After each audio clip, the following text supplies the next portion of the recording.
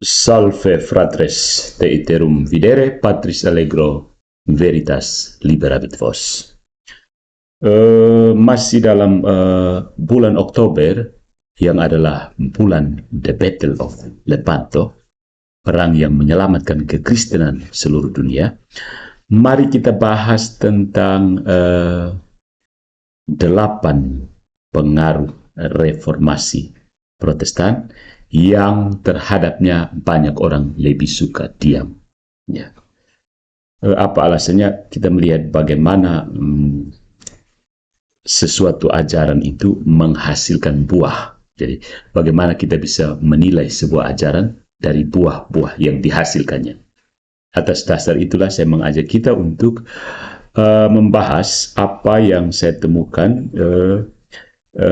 dalam tulisan dari seorang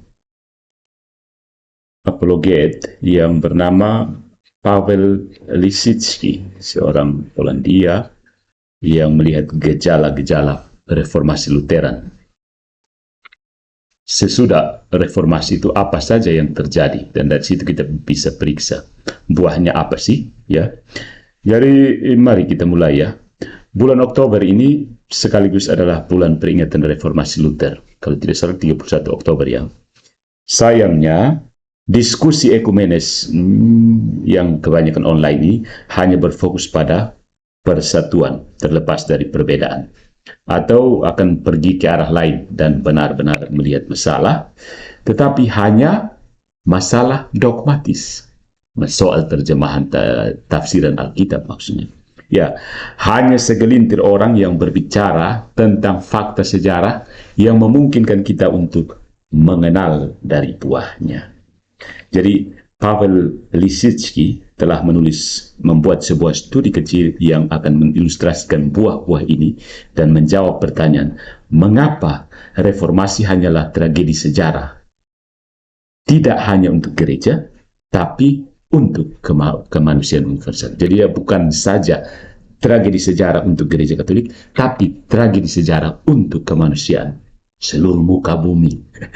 Begitu, ya. Nah, saudara-saudari yang tertarik, karena saya tahu saja belum ada terjemahan bahasa Inggrisnya, ada buku dari Paweł Lisicki, Luther, Ciemna Strona Rewolucji. Ciemna Strona Rewolucji. The Luther, sisi gelap revolusi, dari Paweł Lisicki. Nah, mengapa ini pembahasan ini penting, ya? Pentingnya apa sih? Kenapa sih korek-korek sejarah, korek-korek kelam, move on dong. Kita harus tangkap esensinya apa. Jas merah, kan? Jangan sekali-sekali melupakan sejarah. Masalah teologis bisa didiskusikan antara Katolik, Protestan, atau orang-orang dari denominasi atau bahkan agama lain. Tapi semua ini hanya akan menjadi teori sampai kita memeriksa bagaimana iman pada dogma-dogma yang diberikan itu diterjemahkan ke dalam kehidupan. Karena orang yang ajarannya mengarah pada kehancuran dan pembunuhan massal tidak bisa menjadi ajaran Tuhan yang benar. Nah, kita telah mengetahui bagaimana Katolik cukup mempengaruhi dunia, dan masih banyak lagi akan kita beri catatan-catatan tentang pengaruh gereja Katolik terhadap seluruh dunia. Misalnya, gereja Katolik memperkenalkan kepada kita Tuhan kita Yesus Kristus, ya, melalui Alkitab. Namun seseorang harus menyadari konsekuensi dari mengadopsi doktrin yang terpisah lainnya. Yang pertama dan terbesar dari doktrin terpisah ini adalah Protestantisme pada umumnya. Ya. Menurut Paweł Lisicki ini ada 8 pencapaian sejarah terpenting dari kaum revolusioner Protestan. Kita bahas. Vamonos. Yang pertama, 1. 200.000 lebih orang dibakar di tiang berkat iman yang baru tersebut. Kemunafikan yang luar biasa ditunjukkan oleh fakta bahwa sampai abad ke-19 dan ke-20, sebagian besar Protestan yang mengarang dan mempublikasikan cerita tentang dugaan genosida yang dilakukan oleh gereja Katolik.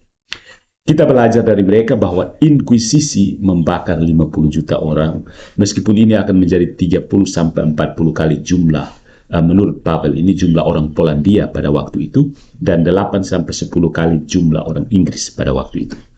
Perang salib juga seharusnya mengarah pada pembantaian yang tak terbayangkan, yang hanya dapat disimpulkan dari catatan sejarah oleh seseorang yang tidak tahu bahwa catatan-catatan ini hanyalah kutipan Alkitab tentang tanda petik mengarungi darah.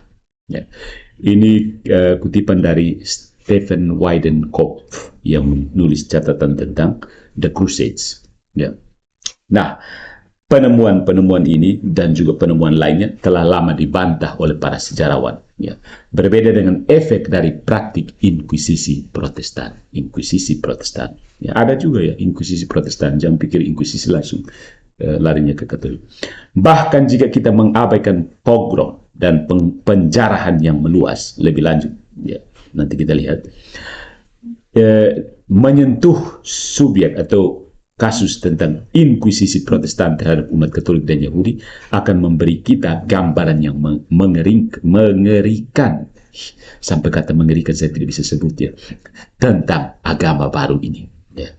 Ternyata tumpukan kayu mulai terbakar dengan intens pada abad ke-16, ke-17, dan ke-18 ketika umat Katolik, dan karena itu juga inkuisisi orang Katolik, kehilangan kekuasaan di negara-negara seperti Jerman dan Austria.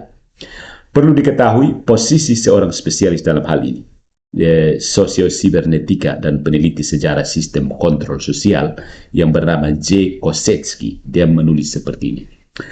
Harus ditambahkan di sini bahwa kemudian inkuisisi diorganisir di negara-negara Protestan serta di Inggris setelah memisahkan diri dari gereja Katolik. Dari 300.000 penyihir yang dibakar di tiang panjang, 200.000 adalah korban inkuisisi Protestan dan 70.000 dari inkuisisi Anglikan. Inkuisisi Katolik paling sering menggunakan penitensi dosa gereja, sementara hukuman mati relatif sedikit dan selain itu tidak semuanya dilaksanakan. Misalnya, selama seluruh periode inkuisisi di Spanyol, 3-5 ribu hukuman mati dijatuhkan. Ya. Kita tidak memiliki data pasti menurut catatan J. Kosetsky. Tetapi tidak diketahui berapa banyak dari mereka yang benar-benar dilakukan. Yang benar-benar dilakukan itu ada berapa, tidak punya data yang pasti. Itu yang pertama ya, tentang inkuisisi Protestan. Yang kedua itu runtuhnya seni dan karya-karya jenius yang hilang tidak terpulihkan, irrecoverable. Ya. Bahkan ateis dan spesialis seni anti gereja setuju dengan pernyataan bahwa karya seni terkemuka, adikarya yang luas itu diciptakan pada akhir abad pertengahan dan Renaissance di bawah patronasi gereja Katolik, di bawah perlindungan gereja Katolik. Selain para jenius terbesar seperti Santi atau Michelangelo, mahakarya indah yang tak terhitung jumlahnya tetapi kurang dikenal juga dibuat, lukisan dan patung yang ada di gereja-gereja. Sayangnya saudara-saudari, Luther terlepas dari dukungannya untuk seni suci tidak dapat menentang massa rakyat orang banyak yang merusak dan akhirnya membiarkan ikonoklasme meledak, menyala abangku. Praktik menghancurkan seluruh gereja dan makam adalah hal biasa, dan di atas segalanya mengambil alih properti gereja. Bahkan patung-patung Kristus yang seharusnya disembah oleh orang-orang Protestan, menurut saya sih, ya, diseret ke jalan-jalan atau di ladang, diikat dengan tali seperti orang-orang yang digantung, dan diseret dengan spektakuler. Sosok-sosok itu dipenggal, diludahi, dihancurkan, dan dibakar.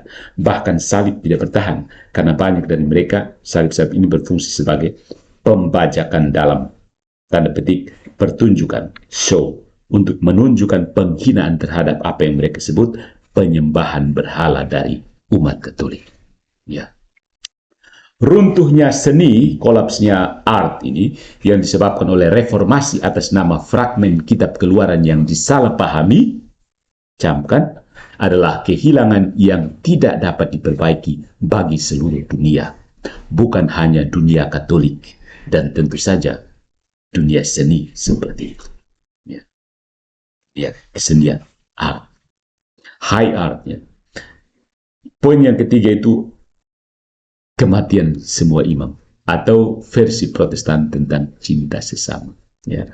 Citra positif Luther itu begitu mengaburkan mata kita sehingga kita sering membayangkan reformasi sebagai perubahan dalam hati orang-orang, perpecahan agama, dan kebangkitan gerakan baru. Citra yang indah tetapi tidak benar. Ini tidak dapat dipertahankan ketika dihadapkan dengan sejarah pemberontakan Lutheran itu sendiri. Kita harus belajar sejarah. Jas merah. Karena ternyata para imam Katolik dan pertama-tama para biarawan kehilangan hak-hak mereka. Sarana hidup diusir dari ordo yang tertutup dan ordo yang ditutup dan dijarah, dan banyak dari mereka membayar dengan nyawa mereka untuk ketaatan, ketekunan dalam iman. Sebagaimana yang ditulis oleh Pavel Lisitsky dalam bukunya yang kita sebut tadi, Luther, Sisi Gelap Revolusi, pada halaman 200, sejak tahun 1522 dan seterusnya, biara-biara dibubarkan, para biarawan dipaksa meninggalkan rumah mereka, dan barang-barang dari ordo religius yang ditindas diserahkan ke tangan para pangeran yang memilih reformasi. Dapat dikatakan dengan aman bahwa itu adalah tindakan kemunafikan terbesar dalam sejarah Eropa. Belum pernah sebelumnya mungkin untuk melakukan perampokan dan pencurian dalam skala besar atas nama tujuan yang begitu suci dan mulia. Hanya komunis yang ternyata lebih efektif. Komunis yang merampok semua orang atas nama rakyat. Tulis Lisitsky. Di sisi lain, Luther sendiri mencoba membenarkan perlunya membunuh para klerus Katolik dengan kata-kata berikut. Pengkhotbah adalah pembunuh terbesar karena mereka membujuk pihak berwenang untuk melakukan tugas mereka dan menghukum orang jahat. Oke, next. 4. Penindasan fatal, penindasan mematikan terhadap para petani setelah penutupan biara-biara. Citra petani abad pertengahan yang umum dikenal, dianggap, dipegang, itu sama tragisnya dengan sebuah omong kosong belaka. Dan teori-teori tentang penindasan petani ada teori bahwa terdapat penindasan para petani oleh para klerus yang serakah sangat berguna tidak hanya dalam propaganda Protestan tetapi juga bagi kaum Marxis. Ya. Wawasan yang sedikit lebih dalam tentang topik ini, penindasan terhadap para petani, bagaimanapun juga memungkinkan kita untuk memahami bahwa itu jelas merupakan kehidupan yang lebih sulit daripada hari ini. Kehidupan seorang petani abad pertengahan dengan kehidupan petani abad sekarang beda jauh, bro, karena perbedaan teknologi. Tetapi itu tidak ada hubungannya dengan dongeng tentang penindasan para petani oleh para klerus. Petani diberikan perlindungan konstan untuk pekerjaan mereka. Mereka tidak harus berperang, dan itu tugas para ksatria dan kemudian para bangsawan. Dan dia memberi tuannya setara dengan beberapa hari kerja setahun. Biara-biara pada gilirannya punya banyak tanah yang diwariskan kepada mereka oleh para bangsawan yang kalau ada bangsawan yang meninggal tanpa keturunan, warisan propertinya diberikan kepada biara-biara. Para petani bekerja di tanah-tanah ini dan para biarawan menyediakannya untuk mereka dengan biaya minimal. Selain itu, selama periode gagal panen, mereka memberikan produk pertanian yang ditimbun kepada petani secara gratis tanpa membebankan biaya. Namun, penindasan yang sebenarnya dialami oleh para petani setelah tahun 1517. Setelah penindasan biara-biara dan perebutan tanah mereka oleh para bangsawan yang taat kepada raja, kelas-kelas sosial terendah di Inggris dan Swedia menjadi begitu miskin, sehingga pemberontakan bersenjata dimulai karena kelaparan, penyakit, dan eksploitasi yang direkomendasikan Luther untuk ditekan oleh teror. Mengikuti contoh, ya, model Bolshevik di Rusia sekarang. Ya. Jadi muncul pertanyaan, jika klerus Katolik yang menindas para petani, mengapa mereka harus memulai pemberontakan hanya 1 atau 2 dekade setelah mereka dibebaskan oleh reformasi? Next, poin yang kelima, dan penindasan berdarah terhadap para pemberontak yang paling miskin, paling kecil, paling hina. Penindasan terhadap yang termiskin adalah standar dalam setiap sistem revolusioner, dan sebagai hasilnya ya totaliter. Ya. Namun, seperti yang diperintahkan oleh Mr. Karl Marx, tidak mungkin untuk memerintah massa yang ditahan dalam kemiskinan tanpa aparat teror. Luther juga memahami hal ini, dan tanpa dukungan militer dan hukum yang dia terima dari aliansinya dengan kekuatan sekuler, dia tidak akan dapat mengendalikan petani yang sangat miskin. Ketidakpuasan dengan efek perampasan uang reformasi diungkapkan sangat kuat oleh penduduk di Inggris dan Swedia. Apa yang disebut Pilgrimage of Grace, ziarah kasih karunia di Inggris, adalah salah satu contoh terbaik tentang betapa mengerikannya kurangnya pewartaan gereja, perawatan gereja, bukan perawatan gereja bagi yang termiskin, dan bagaimana kekuatan Protestan totaliter berurusan dengan massa yang tidak taat atas nama kesetiaan pada Injil. Maybe. Guru Jerman baru kita ini, si Martin Luther, tidak hanya tidak menentang, tetapi bahkan mendorong penindasan paksa pemberontakan petani yang dipelajari oleh ratusan ribu, terutama orang Katolik, dengan cara yang sangat menyakitkan. Sungguh lucu bahwa dia sendiri menyebabkan pemberontakan seperti itu, meskipun diarahkan ke arah yang berbeda dengan menyerang keuskupan dan biara-biara. Dia mengakuinya sendiri, mengakui pada saat yang sama bahwa Tuhan menyetujui dan mengampuni perbuatan-perbuatan ini, yang dapat kita baca dalam buku yang dibahas ini, Luther, Sisi Gelap Revolusi, halaman 268. Saya, Martin Luther, membunuh semua petani selama pemberontakan karena saya mengatakan bahwa mereka harus dibunuh. Semua darah mereka jatuh di kepalaku, tetapi aku meletakkannya pada Tuhan Allah, dengan perintahnya aku berbicara. Nah, dari halaman 267 buku ini, sekitar 100.000 petani terbunuh dalam pemberontakan petani yang digunakan oleh para reformis. Kutipan ini dengan sempurna menunjukkan konsekuensi tragis dari prinsip sola fide, yaitu bidat Lutheran, yang menurutnya keselamatan harus dijamin kepada kita hanya karena iman yang terlepas dari perilaku perbuatan. Go to the next. Ini kan bukunya orang Polandia ya. Jadi dia melihat seperti bagaimana Protestan mengislamkan Eropa dan berkomplot melawan Jan Sobieski. Jan Sobieski itu pahlawannya, rajanya Polandia yang berhasil menahan baik Islam di barat maupun Protestan dari utara, dari Swedia. Dia berhasil menahan itu. Mungkin tampak bahwa jika Protestan menyebut diri mereka Kristen, mereka harus sedikit banyak memahami apa yang direncanakan oleh Kekaisaran Ottoman untuk Eropa. Tidak ada yang bisa lebih jauh dari kebenaran. This is the truth. Protestan yang dipimpin oleh Luther tidak hanya menganggap Muslim sebagai izin Tuhan dan hukuman bagi paus yang terkutuk, tetapi juga mencoba untuk mencegah pertahanan Eropa. Ingat, kita masuk bulan Lepanto. Sedikit tanggapan terhadap seruan paus untuk berjuang untuk Eropa dan membela gereja mengatakan terlalu banyak tentang dugaan kekristenan dari Protestantisme. Kita mencium bahwa ternyata Protestan ini bukan Kristen dia. Untuk apa seorang Kristen dapat disebut seseorang yang memilih untuk menjadi pasif dalam menghadapi ancaman seperti itu hanya untuk membiarkan kehancuran benua itu untuk melemahkan kepausan? Ingat, ketika paus mengajak untuk berhadapan dengan Ottoman, Protestan masuk ke dalam kamar dan baca Alkitab. Ya. Menariknya, Luther telah menghadapi situasi terupa juga selama hidupnya sendiri, seabad sebelumnya. Dan seperti kebiasaan, dia dengan cepat berubah pikiran tentang pertahanan Wina ketika dia sendiri disambut oleh tentara Islam di tembok-tembok kota. Saat itu dia melihat masalah dalam kehadiran pasukan musuh yang dekat dan menyerukan tentara Eropa untuk mempertahankan ibu kota Austria. Go to the next. Penghancuran moralitas, perkawinan, dan keluarga. Ini yang paling penting ya. Semua revolusioner besar telah mencoba untuk menciptakan kode etik yang akan mengarahkan tindakan massa sesuai dengan kehendak mereka. Tujuan Luther dan para sponsornya adalah untuk membawa masyarakat ke subordinasi penuh agama dan hukum pada kekuasaan sekuler. Ini dikombinasikan dengan penolakan kebutuhan untuk melakukan perbuatan baik dan mematuhi tradisi, menyebabkan pengalihan supremasi atas lembaga perkawinan dan keluarga kepada pangeran dan raja.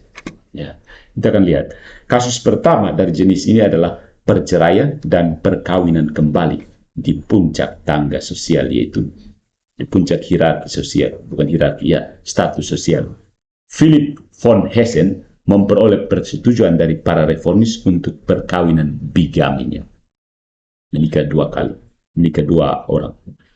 Luther dengan menyerahkan kekuasaan untuk mengikat seorang wanita dan seorang pria ke tangan kekuasaan sekuler, memulai era perceraian yang semakin sering terjadi dan keluarga yang berantakan, yang efek dramatisnya yang terlihat setiap hari oleh semua psikoterapis di dunia ini.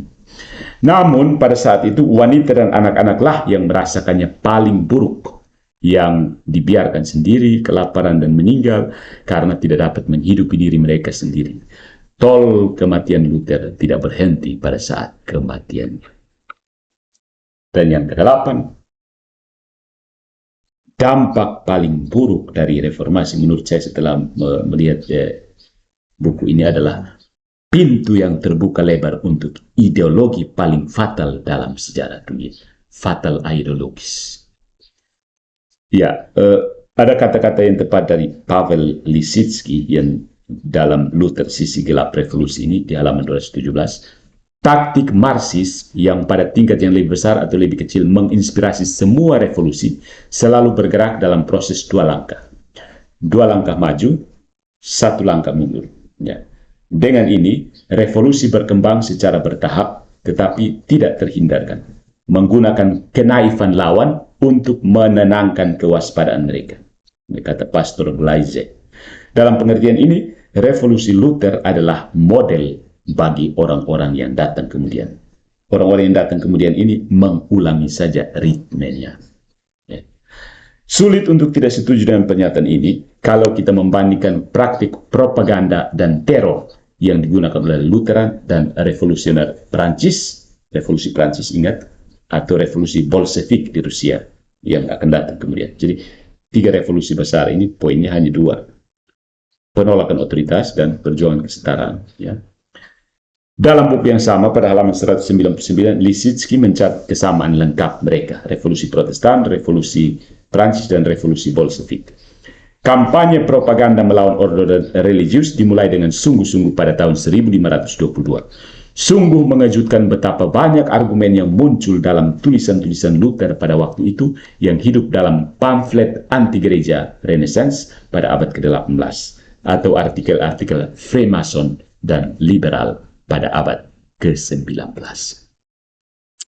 Nah, ada 8 poin ini. Jadi saudara-saudari, siapapun yang melihat sejarah semua revolusi yang ada, dari revolusi Lutheran hingga revolusi seksual yang saat ini sedang berlangsung, akan melihat pola propaganda yang identik dan selalu berjuang untuk melawan gereja. Ya. Namun ini terlepas dari semua kejahatan mengandung aksen yang positif, penegasan yang positif. Karena semua kekuatan totaliter dan anti manusia selalu bersatu dan berjuang melawan gereja Katolik, mereka, ya, kekuatan-kekuatan ini justru menegaskan kekudusan gereja dan mewujudkan prediksi Kristus ketika dia berkata, Tuhan kita Yesus Kristus mengatakan, jika dunia membencimu, ketahuilah bahwa dunia membenciku terlebih dahulu. Jika Anda berasal dari dunia, dunia akan mencintai kamu sebagai miliknya. Tetapi karena kamu bukan dari dunia, karena aku telah memilihmu dari dunia. Oleh karena itu, dunia membenci kamu. Ingatlah kata yang kukatakan kepadamu. Seorang hamba tidak lebih besar dari tuannya. Jika mereka menganiaya aku, mereka juga akan menganiaya kamu. Jika mereka telah menepati janjiku, mereka juga akan menepati janjimu. Tetapi semua hal ini akan mereka lakukan kepadamu demi namaku, karena mereka tidak mengenal Dia yang mengutus aku. Yohanes bab 15 ayat 18 sampai 21. Gitu ya. Jadi Anda yang tertarik bisa baca sendiri bukunya Luther Sisi Gelap Revolusi. Kayaknya ada dijual online-nya, ya. Tapi bahasa ini sih, bahasa Polandia. Judulnya Paweł Lisicki, Luther Ciemna Strona Rewolucji. Tak, tak, tak.